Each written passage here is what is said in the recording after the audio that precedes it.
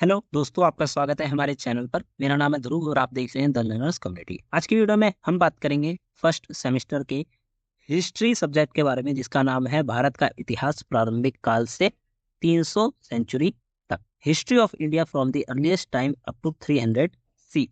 ठीक है, ये आपका जो बुक का नाम है, चैप्टर का नाम है प्रारंभिक भारतीय इतिहास की व्याख्या करने के लिए शुरू। ये चैप्टर मेनली आपको उन चीजों के बारे में बताता है जिन चीजों के द्वारा आप भारत के इतिहास को समझ सकते हैं। ठीक है, ऐसे सोर्सेस जो कि भारत के इतिहास के बारे में आपको बताएंगे, ये चैप्टर उसके बारे में आपको डिटेल देता है। ठीक है, पहला यूनिट है, तो ये एक प्रकार से कहते हैं काफी ज्यादा इंपॉर्टेंस भी रखता है आपके लिए। ठीक है, क्योंकि first unit is always important होता है। ठीक है, क्योंकि वो बुक के बारे में भी काफी चीजें आपको बताता है। तो आज की वीडियो में हम इसी के बारे में बात करेंगे। तो चलिए वीडियो को शुरू करते हैं। और अगर अभी तक आपने हमारा चैनल सब्सक्राइब नहीं किया तो प्लीज चैनल को सब्सक्राइब करें और वीडियो पूरा देखिए, काफी इंपॉर्टेंट वीडियो है आपके लिए। चलिए वीडियो को शुरू करते हैं। पहला टॉपिक है प्राचीन भारतीय इतिहास के स्रोत। ठीक है, प्राचीन जो भारत है उसके इतिहास के बारे में जानने के लिए कौन कौन से स्रोत उपलब्ध हैं उनके बारे में, मतलब सोर्सेज कौन कौन से उपलब्ध हैं। प्राचीन भारतीय इतिहास के अध्ययन के लिए उपलब्ध विभिन्न स्रोतों का विश्लेषण आवश्यक है। ये स्रोत प्राचीन सभ्यताओं, सांस्कृतिक, राजनीतिक व्यवस्थाओं के बारे में महत्वपूर्ण जानकारी प्रदान करते हैं। भारतीय इतिहास के अध्ययन में साहित्यिक, पुरातात्विक स्रोत दोनों ही महत्वपूर्ण रखते हैं। ठीक है, ऐसे सोर्सेस जो कि भारत के जो पुराना समय था या हम कहें प्राचीन समय था उसके बारे में हमें बताते हैं, वो काफी ज्यादा इंपॉर्टेंस रखते हैं भारत के इतिहास के लिए।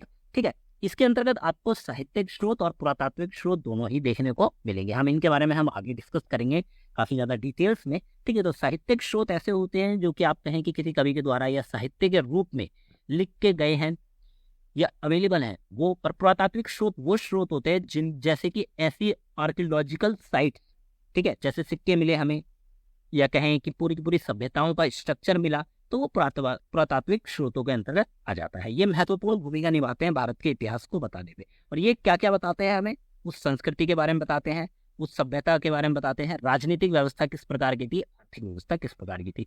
ठीक है, आप इन सारी चीजों से जो भारत का प्राचीन समय था उसके बारे में जान सकते। बात करें साहित्यिक स्रोत, ठीक है, अभी हम दो स्रोत जो इंपॉर्टेंट होते हैं उनके बारे में बात कर रहे हैं। तो पहला आता है साहित्यिक। साहित्यिक स्रोतों में मुख्य रूप से वेद, पुराण, महाकाव्य जैसे कि रामायण और महाभारत, बौद्ध, जैन साहित्य, राजाओं की प्रशस्तियां, यात्रा वृतांत और धार्मिक ग्रंथ शामिल है। ठीक है, साहित्यिक क्या होते हैं, जो कि लिखे गए थे, ऐसे स्रोत जो कि लिखे गए हैं और वो आज के समय में उपलब्ध है, जो कि हमें भारतीय संस्कृति के बारे में बताते हैं, भारत की पुरानी जो प्राचीन सभ्यता है उसके बारे में बताते हैं, तो वो साहित्यिक स्रोतों के अंतर्गत आते हैं। कौन कौन से वेद हो गए, पुराण हो गए, महाकाव्य हो गए। ठीक है, महाकाव्य में रामायण और महाभारत मेनली पढ़े जाते हैं भारत के इतिहास को समझने के लिए। ठीक है, बौद्ध और जैन के साहित्य हो गए, या राजाओं के द्वारा प्रशस्तियां बनाई गई, राजाओं के द्वारा लिखी गई पुस्तकें हो गई, या फिर हम कहें शिलालेख हो गए। इस प्रकार की चीज जो कि उपलब्ध है हम आगे देखेंगे। राजाओं के द्वारा बनाई गई वो यात्रा वृतांत, मतलब आप कहें कि ट्रैवल गाइड के तौर पे। ठीक है, मतलब आपने कुछ जगह ट्रैवल करी और उसके बारे में जो पूरी की पूरी एक्सप्लेनेशन दी वो यात्रा वृतांत के अंतर्गत आती है। फिर धार्मिक ग्रंथ भी आते हैं। ठीक है, अब हम बात करते हैं वेदों की।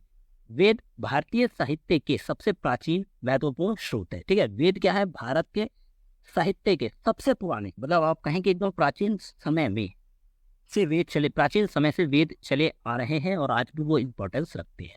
ठीक है, चार प्रकार के वेद होते हैं। ठीक है, ऋग्वेद, यजुर्वेद, सामवेद, अर्थवेद। ठीक है, ये चार प्रकार के वेद है जो कि भारत के इतिहास के बारे में हमें बताते हैं और ये एक साहित्यिक स्रोत है।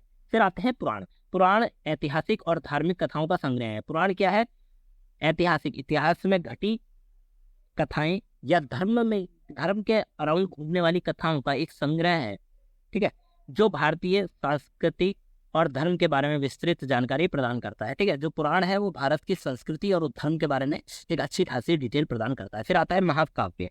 रामायण और महाभारत जैसे महाकाव्य भारतीय इतिहास और संस्कृति का गहरा ज्ञान प्रदान करते हैं। ठीक है, महाभारत हो गई, रामायण हो गई, ये भारत के इतिहास के बारे में हमें बहुत कुछ डिटेल में बताते हैं। ठीक है, बहुत कुछ इन महाकाव्यों के अंतर्गत उपलब्ध है। फिर आता है बौद्ध और जैन द्वारा लिखे गए साहित्य। ठीक है, बौद्ध ग्रंथ जैसे त्रिपिटक और जैन ग्रंथ जैसे कल्पसूत्र ऐतिहासिक घटनाओं और समाज की स्थितियों का विवरण करते हैं। ठीक है, जो बौद्ध धर्म है उनके द्वारा लिखे गए जो ग्रंथ है वो है त्रिपिटक, फिर आते हैं जैन धर्म के बारे में, तो कल्पसूत्र लिखा गया था। ये क्या बताते हैं हमें, इतिहास में घटी हुई घटनाओं और समाज की स्थितियों का अच्छा खासा विवरण हमें देते हैं, मतलब उस समय में समाज की क्या व्यवस्था थी ये हम इन ग्रंथों को पढ़ के समझ सकते हैं। फिर आता है राजाओं की प्रशस्तियां, ठीक है, शिलालेख और ताम्रपत्र पर लिखी गई राजाओं की प्रशस्तियां उनके शासनकाल उपलब्धियों का विवरण देती हैं, ठीक है। शिलालेख पत्थर के ऊपर आप कह सकते हैं लिख के रखी गई चीजें, ताम्रपत्र तांबे के पत्रों पर गोदी गई चीजें, ठीक है, जो कि एक तरह से हम कहें कि साहित्यिक स्रोत है भारतीय इतिहास के बारे में। ये राजाओं द्वारा बनाए जाते थे और ये क्या बताते थे, राजा के शासनकाल का विवरण देते थे, उपलब्धियां, राजा ने कोई ऐसा आप कहें कि गोल अचीव किया था उसकी उपलब्धि के बारे में ये हमें बताते हैं। फिर आता है यात्रा वृत्तांत। विदेशी यात्रियों जैसे मैगस्थनीज, हेवेनसॉन्ग या इब्न बतूता के यात्रा वृत्तांत भारतीय समाज, संस्कृति और अर्थव्यवस्था का महत्वपूर्ण वर्णन करते हैं, ठीक है। यात्रा वृत्तांत क्या होता है कि कोई फॉरेनर आया, उसने भारत भ्रमण किया और उसके बाद उसने एक किताब लिखी, ठीक है। उसने भारत की हर एक चीज के बारे में, जो भी उसने आप कह सकते हैं कि ट्रैवल करते समय जो चीजें एक्सपीरियंस की, उनके बारे में उस किताब के अंतर्गत लिखा, तो वो यात्रा वृत्तांत के अंतर्गत आता है। ऐसे 3 महत्वपूर्ण लोग हैं जिन्होंने यात्रा वृत्तांत लिखा। उसमें आते हैं मैगस्थनीज, ह्यूएनसांग या फिर इब्न बतूता, ठीक है। इब्न बतूता के बारे में आपने अपने 12th में भी पढ़ा होगा, ठीक है। उन्होंने भी पुस्तक लिखी है जिसमें काफी सारी चीजें एक्सप्लेन करी है। तो ये जो किताबें हैं ये हमें क्या बताती हैं, या यात्रा वृत्तांत हमें क्या बताता है, भारतीय समाज के बारे में, भारतीय संस्कृति और अर्थव्यवस्था के बारे में अच्छी खासी हमें डिटेल देता है। तो यात्रा वृत्तांत क्या है, यात्रा वृत्तांत किसी ट्रैवलर द्वारा लिखी गई एक पुस्तक है जो कि उसमें अपने ट्रैवल के दौरान किए गए एक्सपीरियंस का वर्णन कर रहा है। फिर साहित्यिक स्रोतों की सीमाओं की बात करते हैं मिलनी। ऐसा नहीं है कि साहित्यिक स्रोत हमें सब कुछ बता देते हैं, नहीं ना कहीं आके तो हम उन साहित्यिक स्रोतों के चलिए कहीं ना कहीं हम आके रुक जाते होंगे। तो साहित्यिक स्रोतों की सीमाओं की बात करें तो व्यक्तिगत पूर्वग्रह का यहाँ क्या मतलब बताया गया है कि लेखक के व्यक्तिगत विचार और दृष्टिकोण स्रोत की विश्वसनीयता को प्रभावित करते हैं। अब देखिए इस चीज को इस प्रकार से समझिए कि कोई फॉरेनर आया, उसने एक मेंटेलिटी बना रखी है भारत के बारे में, ठीक है। तो वो जब भी पूरा का पूरा आप कहें कि भारत भ्रमण करेगा, वो उस मेंटेलिटी को लेकर या उस आइडिया को लेकर घूमेगा पूरे भारत में। अब जब वो कोई पुस्तक लिखेगा, ठीक है, तो वो जो पूरा एक्सपीरियंस लिखेगा वो उसके आइडिया के अकॉर्डिंग ही घूमेगा। अगर वो भारत को एक प्रकार से कह सकते हैं कि एक ऐसी कंट्री मानता होगा जिसमें कि उसको लग रहा है कि डेवलपमेंट हो रही है, भारत एक अच्छी जगह है, तो उसके बारे में अच्छी चीजें वर्णन करेंगे। कुछ लोग ऐसे लिखेंगे कि भाई भारत में कई सारी चीजें गलत हैं या फिर कई सारी चीजें अच्छी नहीं है, ठीक है। तो ये क्या है, उसके विचार और उसके दृष्टिकोण, पॉइंट ऑफ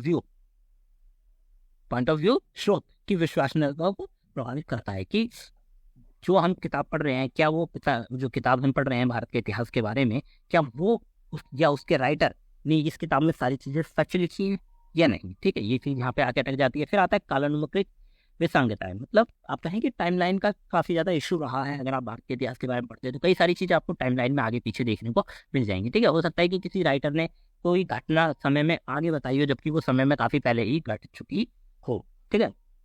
इस प्रकार की चीजें देखने को मिलती हैं जो कि क्या बताती है, ऐतिहासिक घटना की सटीकता के ऊपर प्रश्न उठाती है कि क्या ये कभी घटना घटी भी थी या नहीं, ठीक है।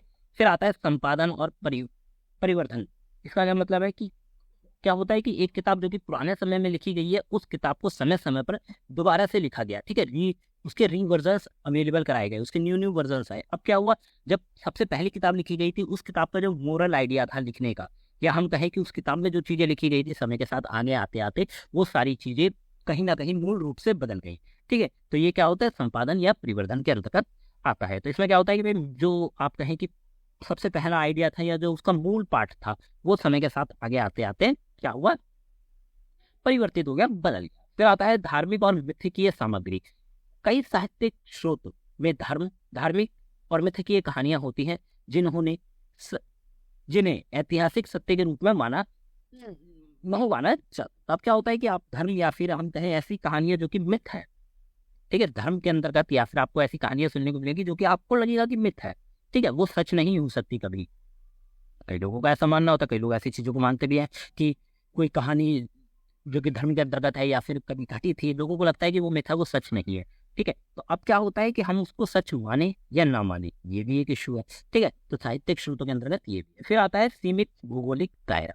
अब सीमित भौगोलिक दायरा का से यहाँ पे एक इंपॉर्टेंट रोल है, क्योंकि देखिए यात्रा वृत्तांत के दौरान क्या होता है कि जब कोई व्यक्ति आता है तो वो पूरा भ्रमण कर रहा है भारत, कोई छोटा सा तो आप कहें कि जगह है नहीं कि वो कुछ समय में या फिर कुछ थोड़े से लंबे समय में उसे घूम लेगा, नहीं। भारत बहुत बड़ी जगह है, उसमें बहुत सारी जगह हैं जहाँ पे आपको अगर अच्छे से जानना है भारत को तो घूमना पड़ेगा।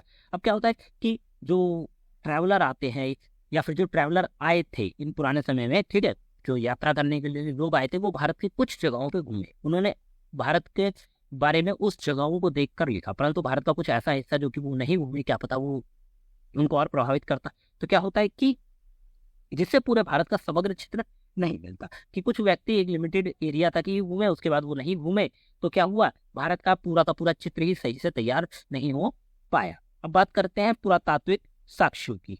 पुरातात्विक साक्ष्य जैसे वस्त्र, उपकरण, शिलालेख, सिक्के, भवनों के अवशेष अवशेष और अन्य भौतिक सामग्री अध्ययन पर आधारित है। जो पुरातात्विक स्रोत होते हैं उसमें आपको कपड़े, वस्त्र देखने को मिलेंगे, उपकरण मिलेंगे, शिलालेख मिलेंगे, सिक्के मिलेंगे, भवन मिलेंगे, भवन के अवशेष भी मिलेंगे, या फिर और भी काफी सारी चीजें होगी, ठीक है। ये सारी चीजें आपको पुरातात्विक स्रोतों के आधारित मिलती है। अब बात करते हैं कि कौन कौन से स्रोत है, ठीक है। पहले आते हैं शिलालेख और ताम्रपत्र। शिलालेख मेनली वो होते हैं जो कि पत्थर पे खोद कर, मतलब आप कहें कि नक्काशी करके लिखी जाती हैं चीजें। ताम्रपत्र क्या होता है, तांबे के पत्ते या तांबे का आप कहें कि एक पेज सा होता है, उस पे दबा दबा कर या फिर हम कहें कि एक प्रकार से उसको गोद गोद के लिखा जाता है, ठीक है। ये राजा के आदेश के द्वारा बनाए जाते थे। क्यों बनाए जाते थे, क्योंकि राजा की कोई उपलब्धि हो गई या उसकी सामाजिक व्यवस्था के बारे में प्रमाण देना होता था, या बताना होता था कि हाँ भाई इस राजा ने ये चीज अपने जीवन में उपलब्ध करी, ठीक है, इसकी राज्य व्यवस्था ये थी। तो इसलिए क्या बनाए जाते थे, शिलालेख और ताम्रपत्र बनाए जाते थे। सिक्के फिर आते हैं। फिर प्राचीन सिक्के आर्थिक स्थिति, व्यापारिक संबंध और शासन काल के बारे में जानकारी प्रदान करते। सिक्के क्या होते हैं, सिक्के होते हैं आर्थिक स्थिति को बताने का एक तरीका, ठीक है। ये किस प्रकार के, देखिए, सिक्के बनाने के लिए कई सारे आपने पढ़े होंगे, कई सारे पदार्थ का या धातु का यूज किया जाता था, ठीक है। चांदी के सिक्के, सोने के सिक्के, कांस के सिक्के, ठीक है। अगर सोने के सिक्के बनाए जा रहे हैं मतलब वो जो राज्य है वो एक आप कहें कि अमीर देश है, ठीक है, सॉरी अमीर राज्य है या अमीर व्यवस्था है वहाँ की, परंतु वहीं जहाँ कांस के सिक्के बनाए जा रहे हैं हो सकता है कि वहाँ की व्यवस्था थोड़ी कम हो, ठीक है, कमजोर हो। तो ये क्या है कि आर्थिक स्थिति को बताने का एक तरीका है। दूसरा व्यापारिक संबंध। व्यापारिक संबंध से किस प्रकार तात्पर्य कि भाई दो बड़ी बड़ी आप कहें कि एक प्रकार से सभ्यताएं हो गई, ठीक है, वो सभ्यताओं के बीच में अगर हम व्यापार चल रहा है तो सिक्कों का आदान प्रदान भी हो रहा है। तो जब किसी एक सभ्यता में किसी अन्य सभ्यता के सिक्के मिले तो पता चला कि हाँ इनके बीच में व्यापार भी था, ठीक है। और शासन काल के बारे में तो बताता ही है कि किस राजा द्वारा बनाए गए थे ये सिक्के, वो उसके ऊपर लिखा होता है, ठीक है। राजा क्या या फिर राज्य का मोहर भी इसके ऊपर लगा होता है। फिर आता है भवनों के अवशेष। प्राचीन नगर, मंदिर और अन्य संरचनाओं के अवशेष समाज की वास्तुकला, धार्मिक, सांस्कृतिक गतिविधियों का विवरण देता है, ठीक है। भवनों के अवशेष क्या है कि भवनों के आप कह सकते हैं कि जब आप आर्कियोलॉजिकल साइट के बारे में पढ़ेंगे तो आपको देखने को मिलेगा कि भवनों के अवशेष मिले, ठीक है। तो हो सकता है पूरा भवन ना मिला हो परंतु टूटा हुआ हिस्सा मिला हो। अब क्या होता है कि उनके अंदर किस प्रकार की नक्काशी करके चीजों को डेवलप किया गया था उस समय में, मतलब प्राचीन समय में, ये चीजें हमें वास्तुकाल के बारे में बताती है, ठीक है। धार्मिक चीजों के बारे में बताती है, उनकी संस्कृतियों के बारे में बताती है। फिर आता है उपकरण और वस्त्र। प्राचीन उपकरण और वस्त्र तकनीक, विकास और दैनिक जीवन के बारे में जानकारी देती है, ठीक है। प्राचीन जो पुराने समय में जो उपकरण यूज किए जाते थे, टेक्नोलॉजी यूज की जाती थी, या फिर जो वस्त्र पहने जाते थे, वो उस समय के दैनिक जीवन के बारे में अच्छी खासी जानकारी देते हैं। फिर आता है साहित्यिक प्रमाण। विदेशी यात्रियों के यात्रा वृत्तांत जैसे मैगस्थनीज और हेवन सॉन्ग भारतीय समाज और संस्कृति का गहरा ज्ञान प्रदान करते हैं, ठीक है। साहित्यिक प्रमाण में क्या आ जाता है कि भाई यात्रा वृत्तांत आ जाते हैं, जो कि मैंने आपको बताया, ठीक है। दो बड़े बड़े यात्री हुए हैं जैसे मैगस्थनीज और हेवन सॉन्ग, इन लोगों ने जो यात्रा वृत्तांत लिखा वो भारत की सामाजिक और सांस्कृतिक स्थिति के बारे में हमें अच्छा खासा ज्ञान देते हैं। फिर आता है अन्य पुरातात्विक खोज।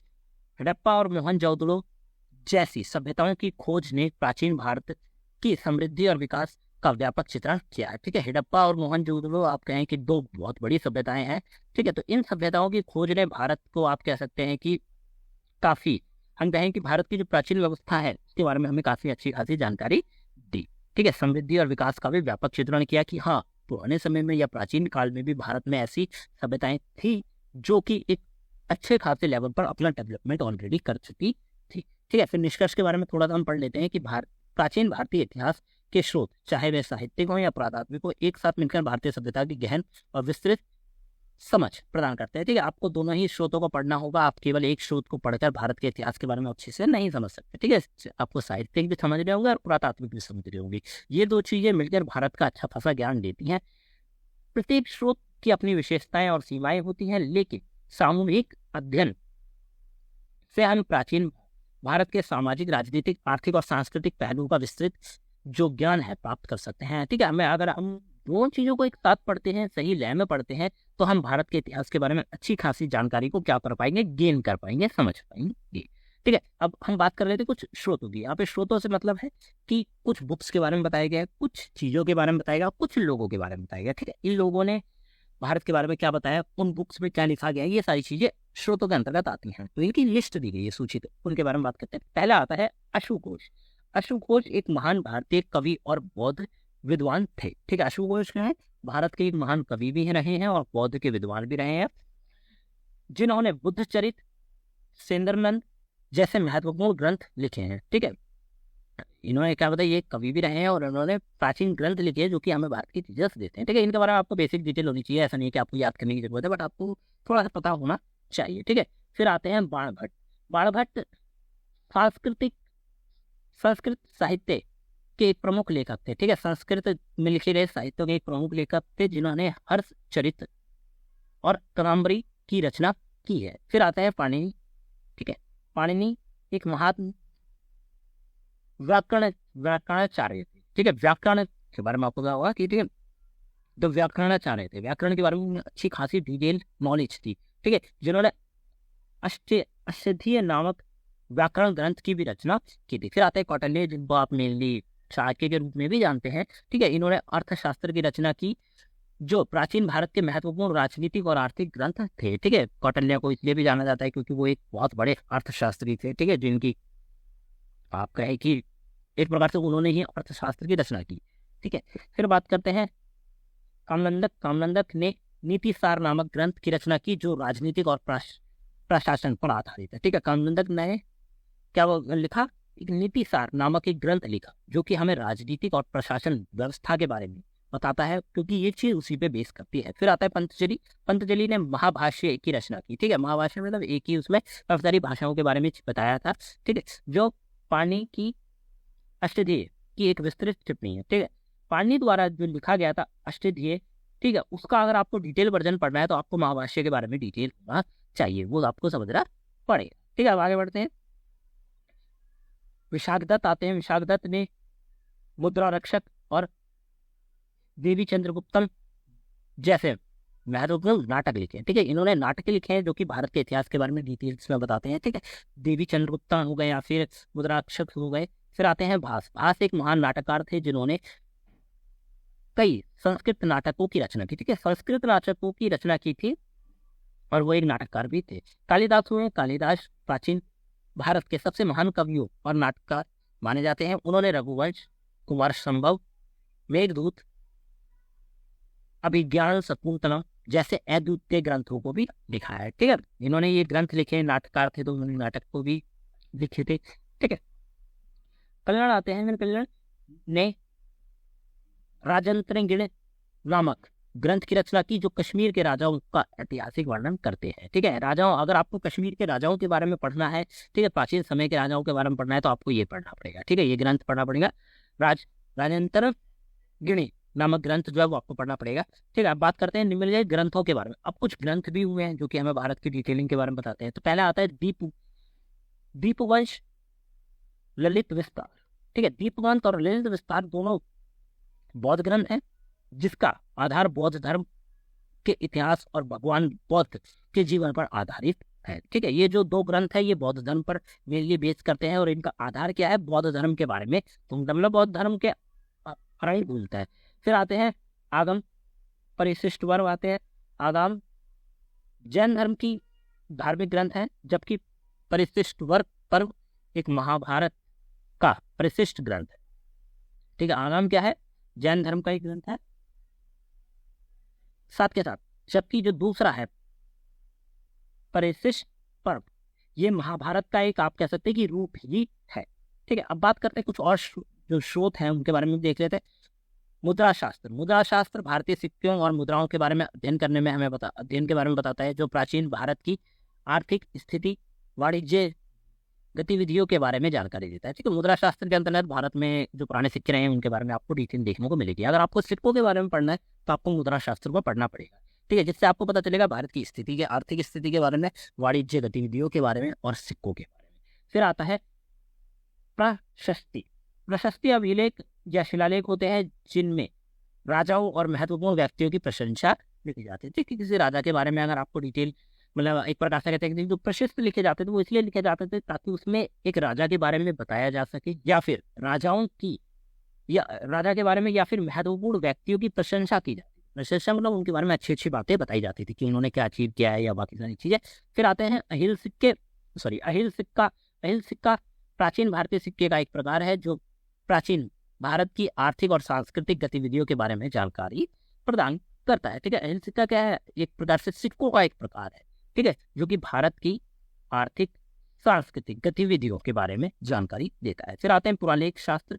पुरालेख शास्त्र शिलालेख का अध्ययन करता है। ठीक है, पुरालेख शास्त्र क्या होते हैं? या हम कहें पुरालेख ग्रंथ है जो कि शिलालेखों का अध्ययन करके बनाए।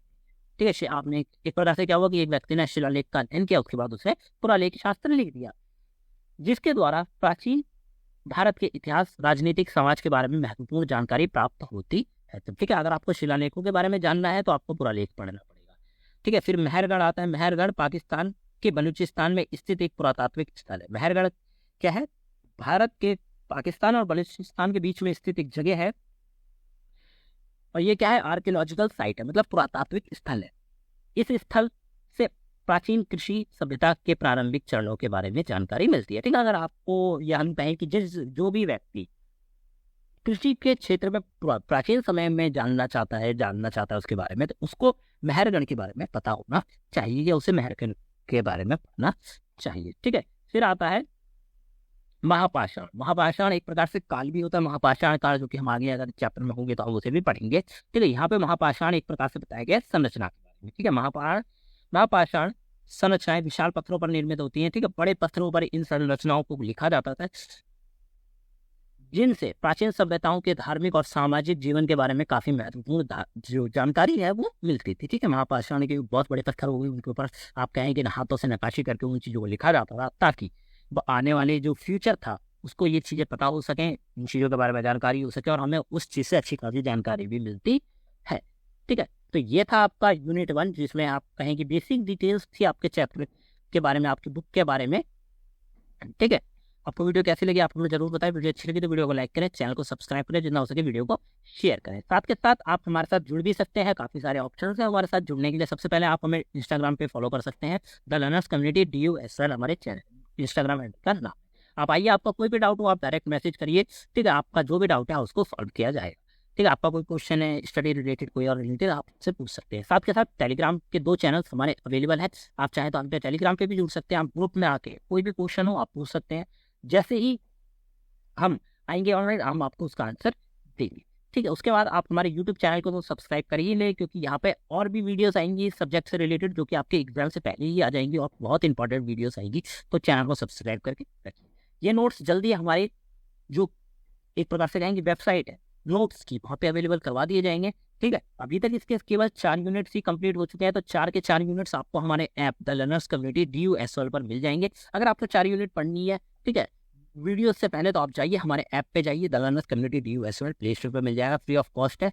सारे नोट्स अवेलेबल है, कॉलेज के अपडेट्स अवेलेबल है, हर चीज ऐप पे अवेलेबल है। और प्ले स्टोर के बाद अगर आपको ये नोट्स जल्द से जल्द बाय करने हैं, तो जैसे ही ये कंप्लीट हो जाएंगे हम आपको नोटिफाई कर देंगे। ठीक है, आप इन नोट्स को भी ले सकते हैं कंप्लीट।